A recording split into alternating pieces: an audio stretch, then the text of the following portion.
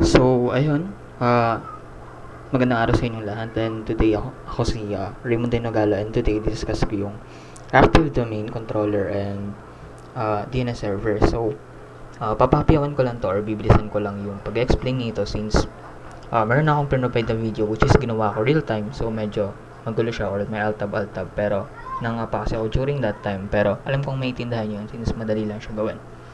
Mainly, discuss ko na lang yung kung paano siya ginawa sa mas madaling paraan na nakabase tayo dito sa ginawa kong uh, PDF. So, dito, okay, bago kayo makapag-start totally doon sa pag-activate ng domain or pag-install ng DNS, meron tayong tinatawag na pag-setup, which is pag-ayos na pag-setup ninyo doon sa inyong server 2008. So, ang ginamit ko kasi sa 2008, so lagi kong sasabihin yung word na 2008. So, ayan. So, una, i-start nyo syempre yung virtual machine niyo and make sure nyo na na-start yung gusto nyong server, and yung sa akin niya is 2008. And then after that, i-ask kayong mag-setup. So, mainly ang ginawa ko ng pag-setup dito base sa pagkakagawa ko dito is yung pagpapalit ng name ng computer. So, ayan, pag napalitan nyo na yung name ng computer niyo, mag-a-ask siya for restart. So, pag na-restart nyo na, yes, actually, restart nyo lang. And then, pag na-restart nyo na, makikita nyo na napalitan na yung pangalan. So, after that, magpo-proceed tayo dun sa time, which is AC na lang din, which piliin nyo yung Beijing since sa inyong pinaka-closest time sa Philippines, though, pwede rin namang piliin yung Singapore. And then, after that, tapos na yung setup. So, ayun yan, ito. Ayan, piniklik ko na lang siya, pero mahaba talaga to since medyo marami. Pero, ayun lang yung mga ginawa ko. Okay, pag na-setup nyo na, pwede na kayo mag-proceed sa pag-activate ng directory. So, dito sa pag-activate ng directory, basta sa mga ginawa ko, mainly about lang siya sa pag-activate ng IP address. So, dun sa IP address, okay, punta lang kayo sa may network niyo and then piliin nyo yung pag-aayos ng IP dun. So, ang i-activate niyo is yung IPv4, Internet Protocol v4, and i-uncheck nyo, make sure na naka-uncheck yung IPv6 kasi magre-require yon ng mga data. Excuse me. So, piliin nyo yung IPv4. Doon lang naman sa IPv4, isingin lang yung mga information na about sa local ninyo or about sa local domain address ninyo or local address ninyo, tama, doon sa computer. So, ayun yung IP address, yung DNS server, and ayun, which is makikita nyo naman agad-agad. So, actually, pwede nyo rin siya search sa internet kung hindi kayo familiar sa domain or sa address ng local or ng device ninyo. After that, since yun nga, kaya sinabi ko, i-make sure nyo lang na naka-uncheck yung V6 or IPv6, Internet Protocol V6, tsaka na kayo mag-proceed sa next step, which is yung pag-install ng domain controller. So, ayun, mahaba to, pero yun, pinapay-click ko na nga lang kasi nga, ayun lang naman yung ginawa ko. Ayan, Active Directory. So, ngayon, meron na kayong activated na Internet Protocol. So, pwede na kayong makapag-install ng domain controller. So, ayun, pag nakapag-activate na nga kayo or may IP na kayo na working, punta lang kayo sa role or add role. Okay?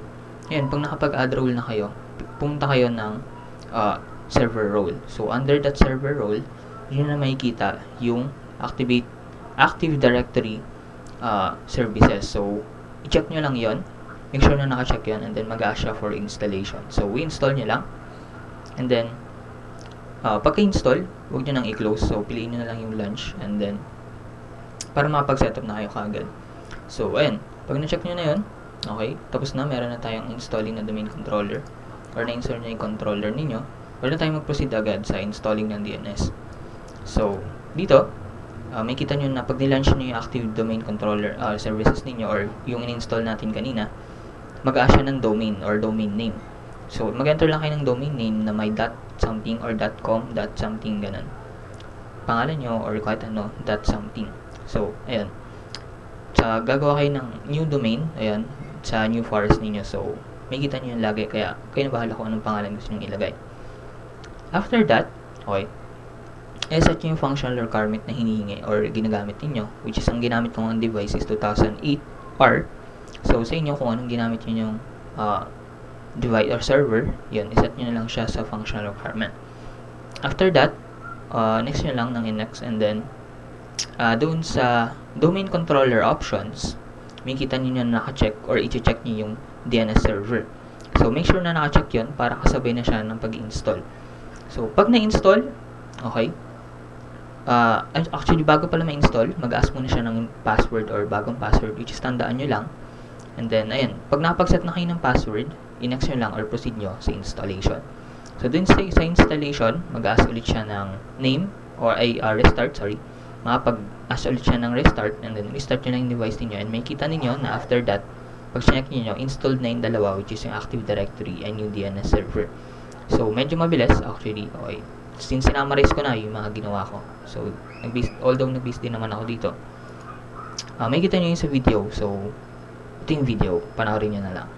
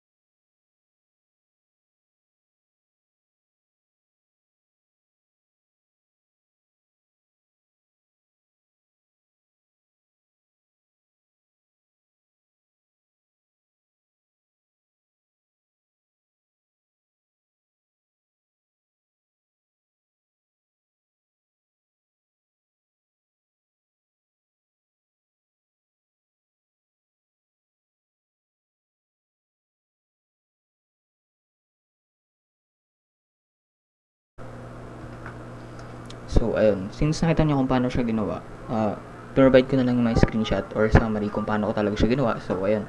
Una, mag-download kayo yung VirtualBox and then, ito, siguro din mo download yung ISO and then, ito, setup nyo lang siya, gawin nyo, gawa kayo ng name ng operating system ninyo and then ilagay nyo yung ISO, piliin nyo yung file, then piliin nyo yung ISO and then, ito na, puproceed na kayo sa installation and then, start nyo na yung Windows 8 server ninyo. So, dito na mangyayari yung setup na sinasabi ko kanina, which is set yung time zone and yung pangalan. Ayan. So, dito, nakikita nyo wala pa siyang na pangalan. Ayan. And then, dito, nakita nyo na naayos ko na yung pangalan. Tama ba? Or wala. Ayan. Joke lang. Di ko pala na-screenshot yun ng maayos. Pero anyway, nasetup ko naman na ng tama yung time. Ayan. Nakita nyo. Yung time which is yung Beijing. Ayan. And dito is Kuala Lumpur, Singapore. So, napalitan siya. So, pagkatapos nyo ma-setup yan, which is ito yung active controller or active. Basta yung active, ito yun. Pag-proceed na kayo sa pag-install, wala, dito pa lang pala yan. So, pagtapos yung setup pa lang pala tawag dito. Magpo-proceed na kayo sa install or pag-activate ng domain ninyo. So, dito, magpipili kayo ng internet protocol which is yung IPv4 yung ginawa namin, kaya sinabi ko kanina. Yan, check nyo lang yung IPv6, then yan, magre-require siya ng ilang mga IP address dito, subnet mask, and yung preferred DNS server natin. After that, proceed lang kayo sa roles, and then dito, add roles, nakita nyo naman, and then, yan, dito, check nyo lang server role, and then, install nyo lang tong, pag-confirm ng installation doon sa Active Directory Domain Service. So, after that, ayan, nasa installing process tayo. And then, dito, makikita natin na install na siya. So, huwag nyo nga i-close. Piliin nyo na lang dito yung launch domain. Ayan. So, ayan, nalabas siya. And then, dito na yung, diretso na siya functional requirements. Since di ko na siya na-screenshot. Pero, nakita nyo nang hingi ng domain name. And then, mag-set tayo ng functional requirement.